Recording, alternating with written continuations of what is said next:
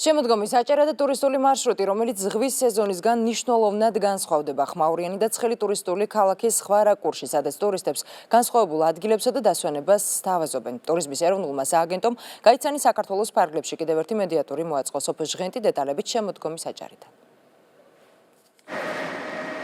თევზაჭერი გემი ბათუმის სანაპიროს ზუსტად 8 საათზე ტოვებს და შუა ზღვისკენ მიემართება. იქ სადაც ბადეებით თევზაობა დაშვებულია. სუსხიან დილას მეთევზეებთან ერთად ზღვაში მედიატურის წევრებიც ვართ. რამდენიმე კილომეტრის გავლის შემდეგ მეთევზეებთან ერთად წყალში ბადეს ვაგდებთ. მას თევზებთან ერთად შავი ზღვის ზვიგენი, კატრანი, ზღვის ცხენი და კიბორჩხალებიც მოყვება.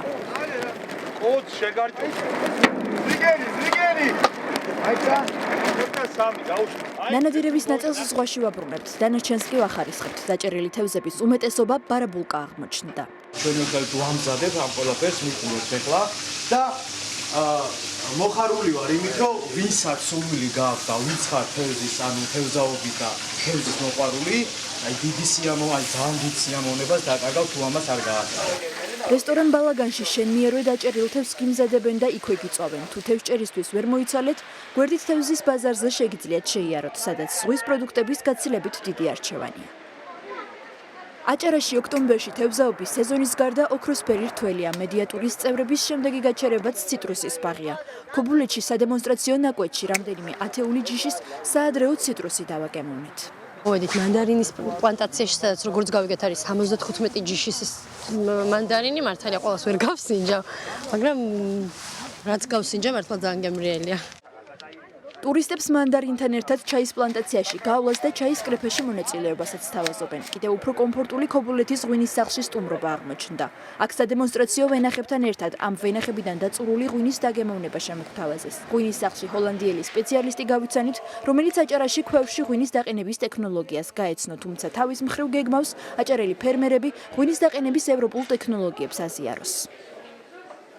მე აქ აღმოვაჩინე ძალიან ორიგინალური და ტრადიციული ღვინის დაყენების ტექნოლოგია, რომელსაც ჯერ კიდევ ვსწავლობ.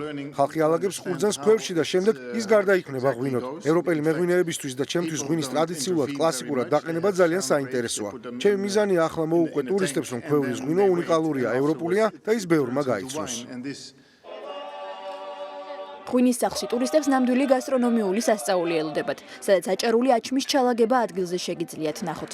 ჩააკრათ თონე, რომელსაც მწვადთან, ქართულ ჭაჭასთან და ღვინოსთან ერთად დააგემოვნებთ. თუმცა შემოდგომის აჭარა მხოლოდ გასტრონომიული ტური არ არის და მე-6 საუკუნის ციხესიმაგრის გასაცნობად გადავინაცვლეთ. კლდეზე გაშენებული პეტრა, ციხე, რომელიც ერთ-ერთი ყველაზე მიუდგომელი იყო დასავლეთ საქართველოში.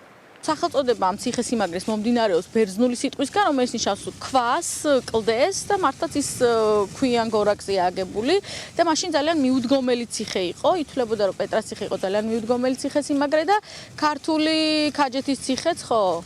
ქართულად მას ქაჯეთის ციხეს ეძახოდნენ. ტური ბოტანიკურ ბაღში დავასრულეთ. წვიმიან ამინდში ელექტრომობილით 1912 წელს გაშენებული ულამაზესი ბაღი მოვიარეთ. ბათუმის ბოტანიკური ბაღი წელიწადის ნებისმიერ დროს ერთნაირად ლამაზი და ყვავილოვანია. ოქტომბრის შუა რიცხვებში თქვენ ხედავთ რა ლამაზია ბოტანიკური ბაღი, ბათუმი, მთლიანად აჭარის რეგიონი, ასე რომ ჩვენ კიდევ ერთხელ მოუწოდებთ ჩვენ თანამოქალაქეებს, რომ იმოგზაურონ საქართველოს მასშტაბით, იმოგზაურონ აჭარაში.